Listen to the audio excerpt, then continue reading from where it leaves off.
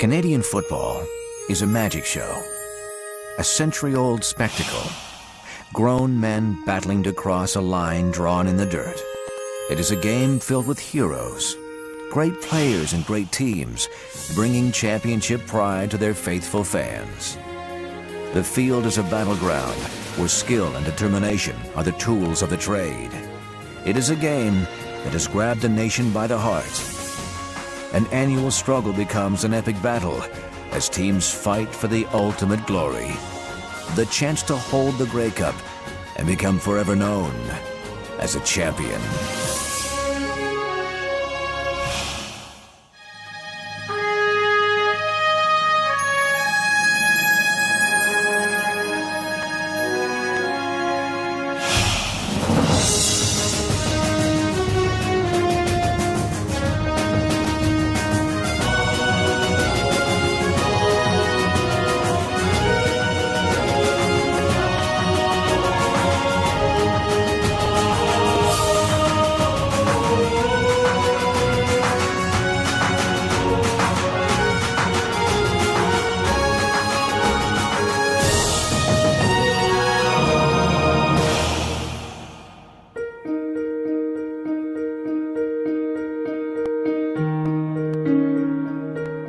At the turn of the century, Vancouver was quickly leaving its colonial roots behind, and the British game of rugby was being replaced by a new game, Canadian football. In the 30s, Vancouver's Big Four League was home to the Marilomas, the UBC Thunderbirds, the Vancouver Athletic Club, and the North Shore Lions.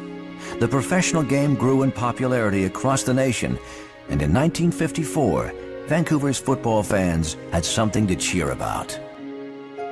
I was playing touch football one Saturday afternoon with all my buddies, and we were talking about this team that hadn't been named yet, and we were saying it wouldn't be great to be the water boy.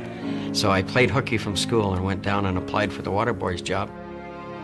For young Bobby Ankles, a part-time job became a lifetime passion, and the BC Lions became the 9th franchise in the Canadian League. The man charged with building a winner was football icon Anis Stoukas. Stuke was one of the great characters of the league, great salesman for football. But, our teams were not very good because, of course, there wasn't a draft then. You had to start from scratch. But he did sign some good football players, Arnie Weinmeister, Laurie Nemes, some guys that had some pretty good ability, and, of course, found Norm Fieldgate, who was one of the all-time greats. Stuke, he was my mentor, so I really appreciate what he did for me. But we got beat bad on a lot of games. We used to get a lot of cheers on first downs. And that was a great accomplishment in those first 2 years. Along with the new football team, Vancouver got a new stadium. Fans didn't mind if their team suffered growing pains. The Lions were the top ticket in town. Empire Stadium was new at that time for the British Empire Games, and it was a palace, compared to most of the stadiums in the rest of Canada. It was great, and the crowd was good, and of course with a cantilever roof on it that held the crowd, this noise came shot right out on the field, so you knew if you did things wrong, you knew if you did things right. The Empire Stadium actually turned out to be a quagmire because it rained every day, almost every time we played it rained. And what it did for me was that all the fast guys were the same speed as I was, because it was so hard to get around on the field that I didn't go up to their speed, they all come down to my speed. While the Lions were a success at the box office, the team struggled. But in 1959, a whirlwind blew in from the University of Iowa, a dazzling running back named Willie Fleming. I'd seen Canadian football played when I was a youngster at home in Detroit. And I knew that, here, one thing you have was speed. And so I think it was suited for my talent. Vancouver was a real football town when I got here. People turned out to see us play ball, and that was good. I like that. Fleming was an instant star. In his second year, he gained more than 1,000 yards. And to this day, his single-season rushing average of 9.7 yards stands as a professional football record. I don't know if he ever did run full out. He didn't have to most of the time because his speed was such that nobody could catch him. It was magic. People they went to the games to see Willie Fleming. In 1961, a blockbuster trade with Calgary brought the Lions an arm to go with Fleming's legs. Quarterback Joe Kapp. We needed a quarterback very badly. somebody who could be a leader. And, of course, that's what Joe did perfectly. He was a great leader. I think I got to the team in 1961 after the trade and immediately started the program of being with the players and getting to know them. And that was my job, to start the process. So we didn't win a lot of games, but we got better as a football team.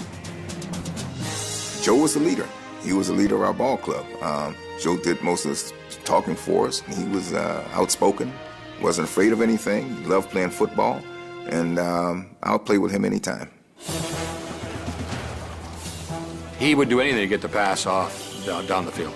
I mean, more times he was being hung on by two defensive ends and a defensive tackle, and he would still get the ball down the field. Very competitive. I mean, he played more wounded than he did healthy.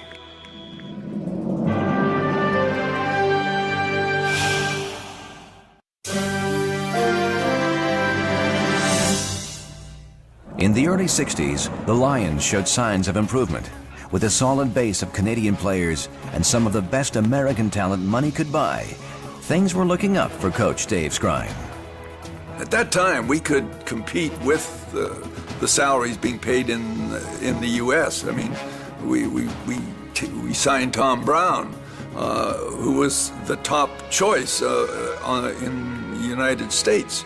Tom Brown was probably considered the best at his position coming out of college football that year. He was the first real big man that I saw that could do some of the things athletically that he could do. Tom Brown was the leader of a marauding defense that earned their nickname, the Headhunters. And with the Joe and Willie show piling up the points, the Lions captured the West and took to the field in 1963 for their first Grey Cup appearance, facing the heavily favored Hamilton Tiger Cats. Of course, it was our first time in the Grey Cup for BC Lions, and so you don't know what to expect, but it was quite a thrill. People were excited, they had seen a few Grey Cups in Vancouver, but not with the BC Lions in it. With the hometown crowd behind them, Coach Scrine's Lions were holding their own. But in the second quarter, their Grey Cup dream turned to a nightmare when Ticat tough guy Angelo Mosca put the brakes on BC speedster Willie Fleming.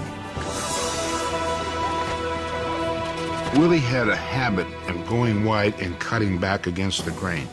And what happens is I dive right over the top of Willie, my knee catches the back of his head. Because Mosca hit Willie Fleming, it was a dirty hit. There was no penalty called on the play. And Willie got knocked out of the game. I don't remember anything about it, to tell you the truth. I don't know until some of the players told me what had happened. But whether it was dirty or not, I don't know. I leave that to other people to do. All I know is I made him famous. With a 21-10 victory, the Ticats proved they were the better team. But as Hamilton celebrated, the Lions looked ahead, determined that the Grey Cup would soon be theirs. I think our players, to a man, rededicated themselves after that game in 1963, the loss to Hamilton. And we weren't done yet. We were not going to be denied. In 1964, the Lions had their chance for revenge against Angelo Mosca and the Hamilton Tiger Cats. We almost were certain we were going to win it. I mean, it was one of those things that there was a feeling among the team that we had come and done the route, paid our price. We were ready for it. I was determined to show Angelo Mosca that, he couldn't keep me down or anything like that. I went right at him, and he had his chance to hit me, and face to face, and he couldn't touch me. I ran right past him, and he couldn't do nothing but grab dirt. So I got back at him that way. The Lions were unstoppable. A botched field goal became a touchdown, and BC's running game tore through the Ticat defense. With a 34-24 victory, the Lions returned home heroes. The city of Vancouver, on our return, just opened their arms to us. A marvelous thing and very special. There was love here for the BC Lions. 1967 brought Lions fans a new hero, a rugged Canadian receiver who'd spent 2 seasons with the NFL's Minnesota Vikings, Jim Young. I got a nice big raise coming from the NFL to come to the CFL. The surprising thing was the caliber of play in the CFL in '67 was very close to what the caliber of play was in the NFL. Jimmy could do everything. I mean, he had great speed, good hands, and he liked to hit people when they were looking the other way or when they were looking at him. I mean, he didn't really care, but he was a complete football player, really. Jim Young's take-no-prisoners playing style earned him the nickname Dirty 30. But Young paid a price for his fearless approach to the game. My second year with Minnesota, I got a shoulder separation that they didn't fix at the time, and that virtually I played one-handed the next 13 years of my career. So I did a lot of blocking with my left arm and my head. The worst thing came was the season that I dislocated my other shoulder, and they put a harness on it. So I had two shoulders that wouldn't work. He wore a leather strap to his bicep, which was strapped around his chest, and 3 links of chain in between. And he used to knock the ball out of the air with one hand and catch it with both. And he played half a season like that. In 1968, with 8 games remaining, every Lions quarterback was injured or limping. Former Edmonton great and now Lions assistant coach Jackie Parker was called into service as an emergency backup. I didn't think I was going to have to play, but the first play we ran from the line of scrimmage, our quarterback got hurt, and so we didn't have anybody else there to even take the ball. So I went in and played the game. He'd been out of football for 3 years. He was coaching. He wasn't in great condition, but you could see the magic was there as a quarterback. Wayne Harrison played middle linebacker, and he runs over and kind of knocks me down gently. He said, "What are you doing out here?" He said, "Are you nuts?" I said, "Yep, I'm nuts." I never forget him after the game. He couldn't get into his car to go home. He was just so beat up.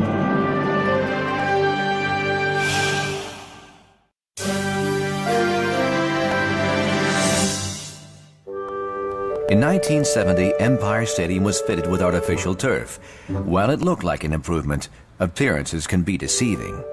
What they did was they took out the sod, they paved it over, and then they put indoor-outdoor over pavement.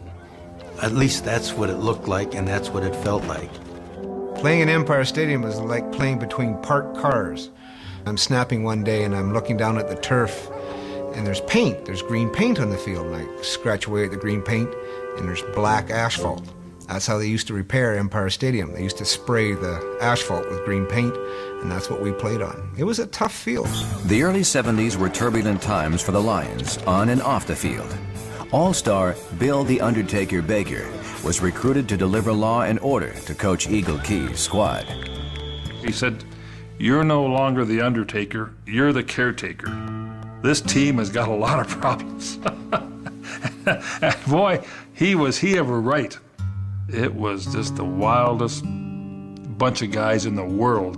Sure as shoot about, it wasn't many days later, we're out in the practice field, and the police showed up and arrested 2 or 3 of the players for something. By 1975, Bobby Ackles had risen through the ranks from water boy to general manager of the BC Lions. The following year, he signed a local college kid named Pasaglia, who would soon become a fan favorite known simply as Lou. I thought those Lou's were actually booze at first, but it grew on you and the fans picked up on it, so I used that as a motivator every time I went out there to kick. Luke Pasaglia is probably the best kicker I've ever seen as a pure kicker. He'd been a high school quarterback, and then he'd been a college quarterback and receiver, and he kept his head into the game at all times. In 1977, Vic Rapp was given the Lions coaching reins. His instinct for great talent and an intense competitive spirit helped launch an exciting new era for the BC Lions. I think what Vic did very well was recruit players. He had a great eye for players from 77, 78, 79 on. We had the best players in the league. Under Vic Rapp, quarterback Jerry Taggy and the Lions' great receiving corps became famous for their heart-stopping last-minute victories, earning them the nickname Jerry and the Cardiacs. We weren't that good, But Jerry Tagg would always find a way to get the ball to Jim Young in the dying minutes of most football games, and we would win. Facing Winnipeg in the '77 semifinal, a spectacular knockdown by Joe Forqueen got the Lions to the Western Final in Edmonton. But the jubilation was short-lived. Playing on an ice floe called Clark Stadium, the Stone Cold Lions never had a chance. Remember, we went 2 days early to practice, to get acclimatized. How you get acclimatized to -17, I don't know. But I remember the opening kickoff went into the end zone, and we returned it to the 1 yard line. It wasn't a good place to start. I had icicles hanging down from my mustache. Couldn't take my helmet off because if I did, you wouldn't get it back on again. If you ever tried to kick a block of cement, that's what the football felt for me. We just never got in the game. It was so cold that it took me about half hour after the game finished to get my shoes off. The one-sided contest led to a 38-1 embarrassment for the Lions. While the team improved under Coach Rapp, they never captured the West, a failure that eventually cost him his job. In '83, he was replaced by Don Matthews, the architect of the Edmonton defense. That season, playing in their new Dome Stadium, the Lions came within a single point of capturing the Grey Cup, and 2 years later, they were back in the big game. That '85 Grey Cup team was a remarkable team. We had, as everyone remembers, Swervin' Merv Fernandez, who was the MVP of the league that year. We had Roy DeWalt, who was just an outstanding person and an outstanding quarterback. And we swept into first place in the Western Division. And Merv Fernandez had hurt his leg. Merv did not play in the Western Final nor in the Grey Cup. And a young man named Ned Armour came out of nowhere and had 2 spectacular games. But the Lions had more heroes on the field in Montreal's Olympic Stadium that day.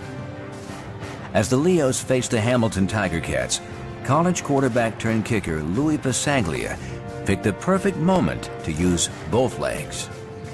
All I could see was these 2 massive guys coming at me, and I don't know how I got away from it. I got to the outside, and the next thing you know, I'm running scared and looking for the first down marker, and the next play that Roy DeWalt threw a long touchdown pass to Ned Armour to break the game wide open. The final score, 37-24. It was the Lions' turn to hoist Earl Grey's illustrious Silver Cup. The ambition of all players is to win a championship. And I had waited so long, me and a number of other players, I just happened to be with that team longer than anybody else at the time, to actually carry that cup. I think I really understood what it took to actually walk off with that championship.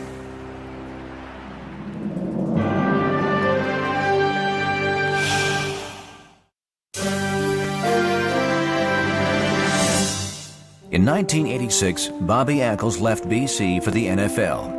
In 1988, newly acquired quarterback Matt Dunnigan took the team to within a single point of a Grey Cup championship. 2 years later, he too was gone. In 1990, the Lions' new owners were in need of leadership. They turned to a familiar face. I couldn't resist the chance to be part of football and back in Vancouver, so we came back. In 1990, Cap found the Lions and the CFL a superstar, a quarterback considered too small for the NFL, Doug Flutie. I just was a great believer in his ability to, what he could do and would be perfect for the Canadian Football League, so we went after him. I wanted to play football. I didn't want to sit around waiting for an opportunity. I wanted to be playing, and that was the #1 reason I went up to the CFL. Doug Flutie was showing promise, and the following season, the Lions found themselves a brother act. We needed to fill a spot at receiver, we really did.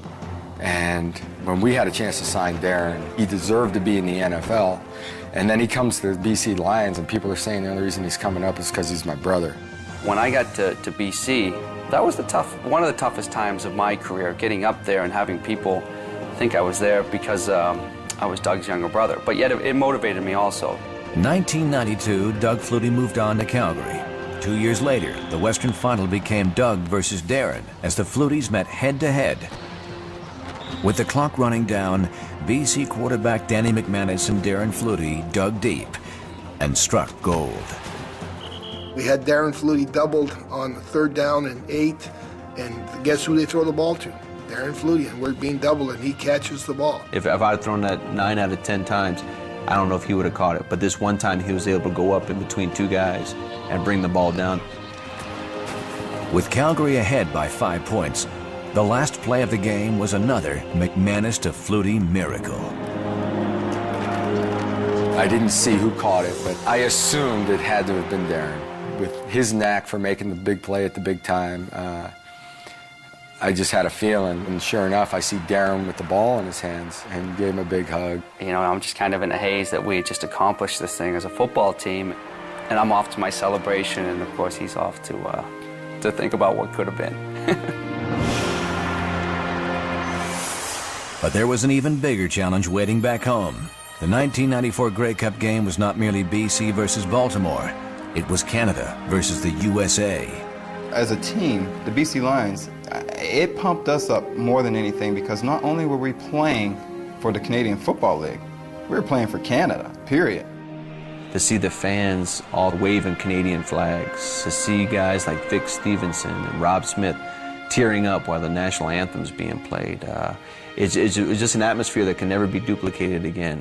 The international showdown was a seesaw battle as both teams fought hard for the Canadian football crown.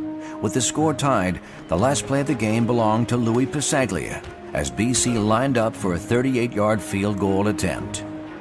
I don't think I actually watched the kick. I turned around and went over there by the fans because I knew, watching the fans, they were going to tell me the reaction with the kick. It didn't look all that well from where I was standing at the beginning, but the ball kind of faded back in and went right through the middle of the uprights. And at that point, it was just chaos. It wasn't the prettiest kick I've ever made, but like they say, you don't care how it goes through as long as it goes through. And Lou wasn't through. 6 years later, in the last game of his 25th and final season, the kid who grew up in the shadow of Empire Stadium kicked the field goal that won the 2000 Grey Cup. It's one of the kicks that I'll never forget, but that game stands out as probably one of the most emotional games I've ever been through, but what a great ending. Through pride and perseverance, the Lions have given British Columbia a rich tradition of football, and the promise to deliver more CFL excitement continues. It's a fun game to play, and it's a fun game to coach, and it's a fun game to watch. It's a great game for the fans.